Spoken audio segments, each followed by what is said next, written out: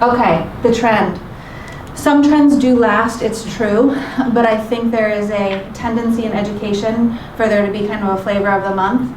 And I often feel that sentiment from teachers when we would come in and give presentations about our program, you know, that they're starting like this. Like they already don't want another program. And because mindfulness has become very broad now, very mainstream, and it's hitting a lot of different domains, not just education, psychology, medicine, the corporate world, technology, that you're inevitably, with any trend, going to have a spectrum of what that looks like. And there's no controlling the spectrum. There's just an acknowledgement and an allowing of what the spectrum includes and deciding where on the spectrum you want to land.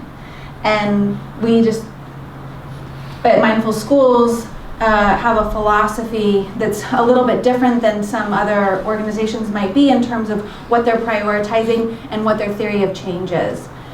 So I imagine that there's going to be some point when the whole mindfulness boom dies down, and if it's substantial and real and effective, it will remain. But what is remaining? That's my question, is what's going to remain? So I want to speak to that. So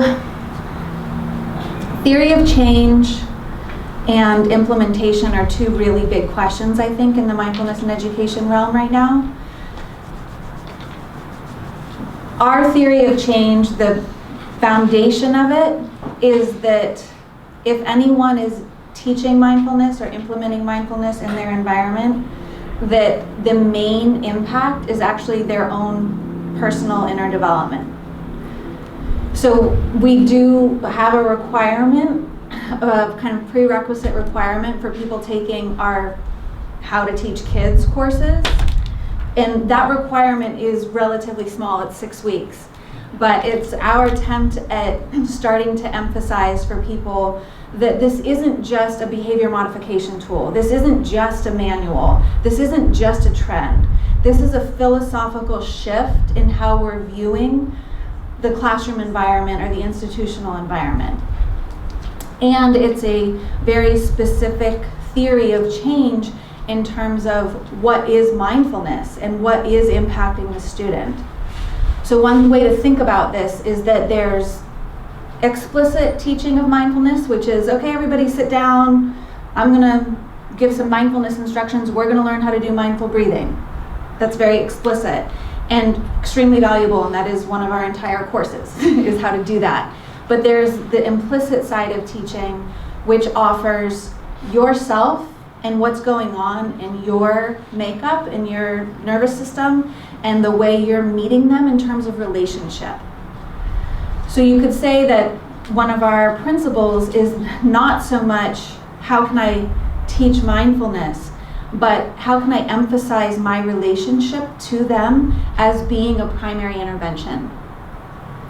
So it starts with personal practice so that you start to begin to develop an understanding of the way your own internal world operates, so that when you do ultimately share with them mindful practices and they share with you what they're experiencing, you know what they're talking about and you can reference it.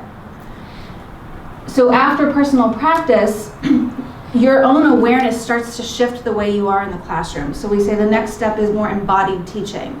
And to be fair, this happens a lot with educators who don't even know the word mindfulness.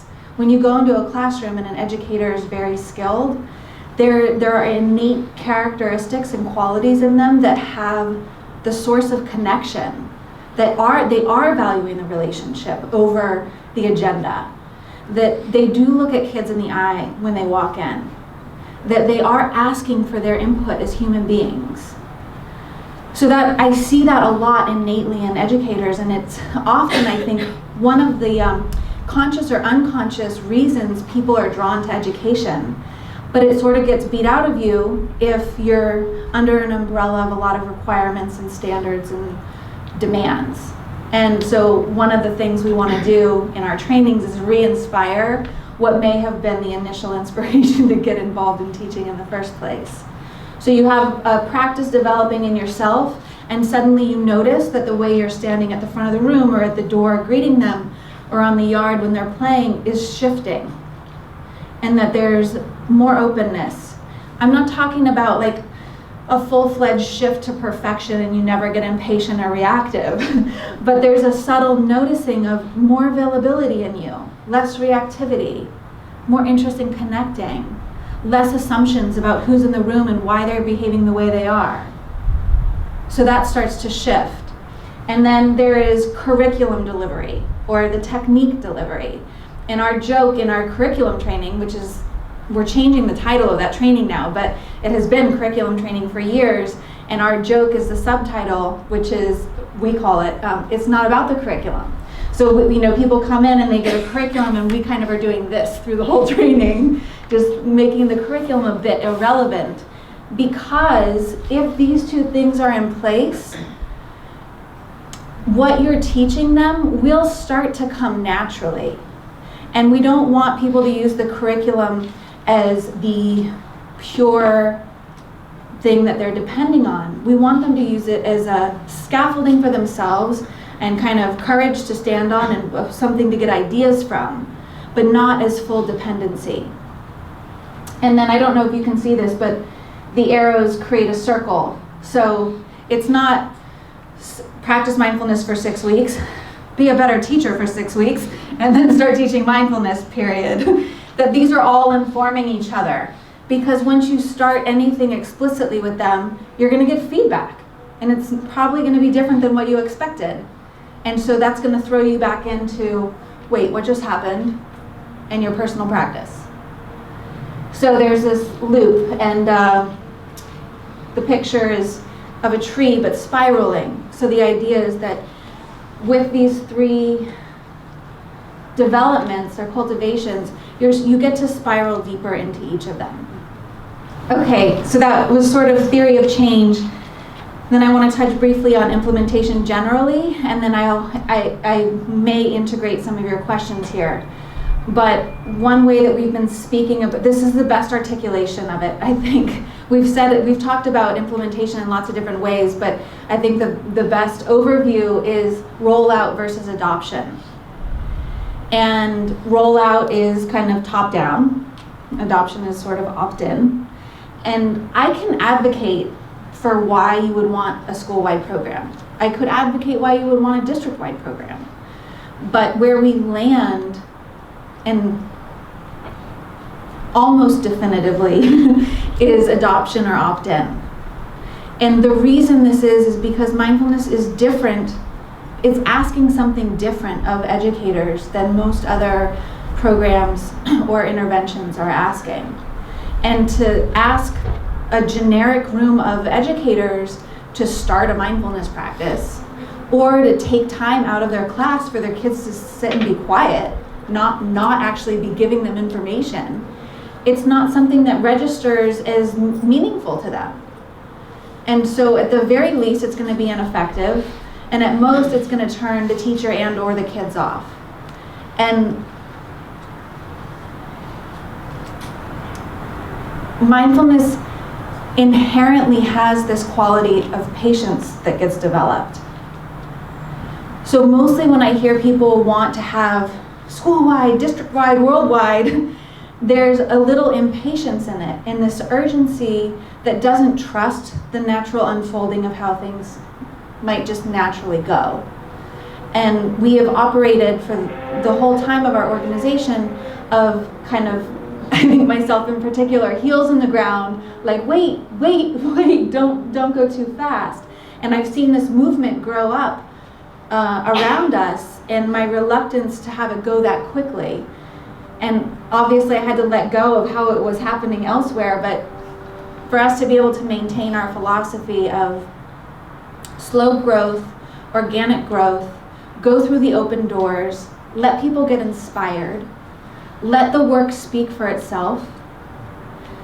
It's much more powerful for one first grade teacher to see another first grade teacher have effect with this and then want to take a training than it is to sit in a staff meeting and the administrator say, everybody's doing this starting in February.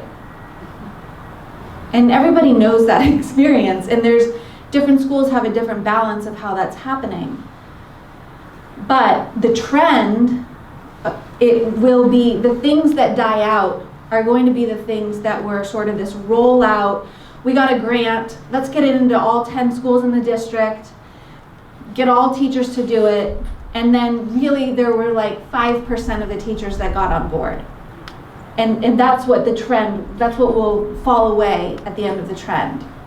But if you stay committed, if you're interested in this work and you stay committed to just responding to what the next available opening is, then you create something substantial and sustainable so that when someone else responds to it, it grows and stays. Instead of like a 1 year or 3 year massive implementation that then sort of fizzles out like many other programs. So that's a generic philosophy of ours between rollout and adoption. The one caveat that I'll give is that all of this is dependent on your unique circumstances. And this is another thing. People want answers. They want the rulebook answer. How do I do this with this grade? How do I get this into my school? And we want those things because we want it to be simple. But what mindfulness is asking for is a little bit of nuanced presence so that you're responding to your unique environment and the unique demands of the people around you. So it may be that you're in a school where you have 90% buy-in and people are just like waiting.